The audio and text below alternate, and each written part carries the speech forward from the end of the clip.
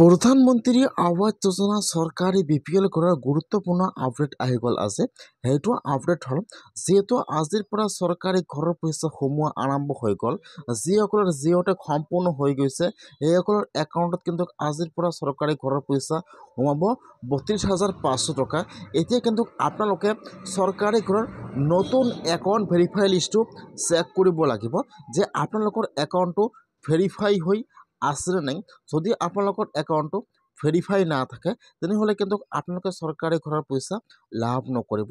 আজি কিন্তু চৰকাৰী ঘৰৰ নতুন একাউণ্ট ভেৰিফাই লিষ্টটো মুকলি হৈছে।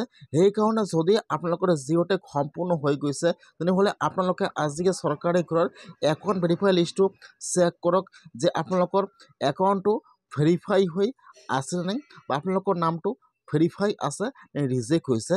যদি আপোনালোকৰ নামটো ৰিজেক্ট হৈছে তেনেহ'লে কিন্তু আপোনালোকে ঘৰৰ পইচা লাভ নকৰিব। কেনেকুৱাকৈ লিষ্টটো চেক কৰিব যে আপোনালোকৰ নামটো ভেৰিফাই আছেনে নাই চাই লওক। এতিয়া আপোনালোকে ফাৰ্ষ্ট এইটো অপশ্যনত আহি যাব pmayg.nic.in। এইটো অপশ্যনত অহাৰ পিছত ইয়াত চাব 2 নম্বৰত দিয়া আছে আৱাসত ক্লিক কৰিব। তাৰপিছত আপোনালোকে ৰিপৰ্টৰ ওপৰত ক্লিক কৰিব। এতিয়া কিন্তু আপোনাৰ ওচৰত আৰু এটা নতুন পেজ ইয়াত অপেন হৈ যাব এনেকুৱাকৈ। এতিয়া আপোনালোকে অলপমান তলত আহি যাব। ইয়াত চাব ইয়াত যিটো এপ নম্বৰ অপশ্যন দিয়া আছে EFMS ৰিপৰ্ট। ইয়াত যিটো এপৰ 3 নম্বৰ অপশ্যন দিয়া আছে বেনিফিচিয়াৰী ৰেজিষ্টাৰ একাউণ্ট ফৰজন এণ্ড ভেৰিফাই।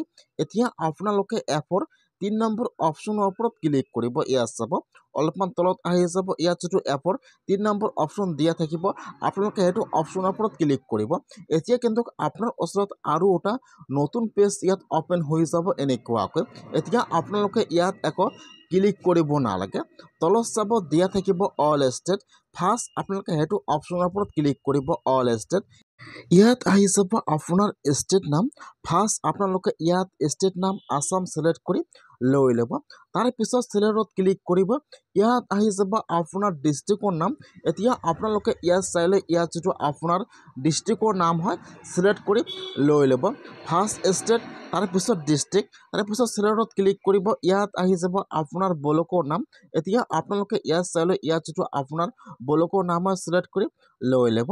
তাৰপিছত চিলেক্টত ক্লিক কৰিব। ইয়াত আহি যাব আপোনাৰ পঞ্চায়ত নাম। এতিয়া আপোনালোকে ইয়াত চাইলে ইয়াত যিটো আপোনাৰ পঞ্চায়ত নেম হয় চিলেক্ট কৰি লৈ ল'ব।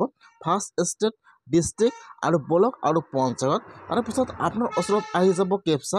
এতিয়া আপোনাৰ তাত যিটো কেপচা আহিছে মাইনাছ+ কৰি যি কেপচা হয় এতিয়া আপোনালোকে ইয়াত কেপচাটো বহাই দিব। কেপচাটো বহাই দি আপোনালোকে এতিয়া চাবমিটৰ ওপৰত ক্লিক কৰিব।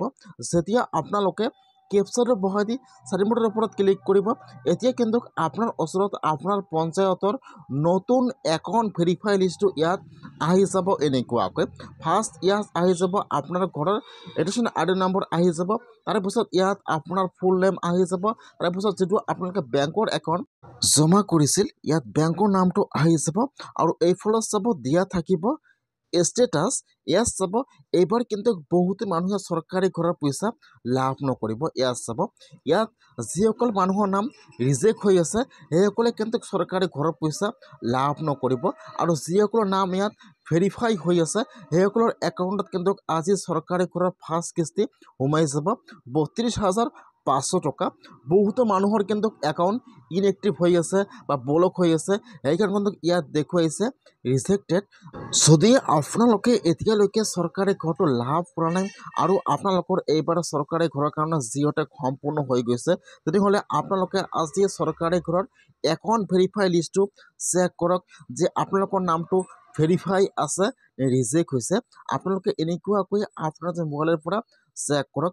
যদি আপোনালোকৰ নামটো ইয়াত ৰিজেক্ট দিয়া হয় তেনেহ'লে আপোনালোকে আপোনাৰ পঞ্চায়তত যাই যোগাযোগ কৰক আৰু আপোনালোকে আপোনাৰ নতুন এটা একাউণ্ট দিয়ক আৰু ভেৰিফাই কৰি লওক। যদি আপোনালোকৰ একাউণ্টটো ভেৰিফাই নাথাকে তেনেহ'লে কিন্তু আপোনালোকে চৰকাৰী ঘৰৰ পইচা লাভ নকৰিব।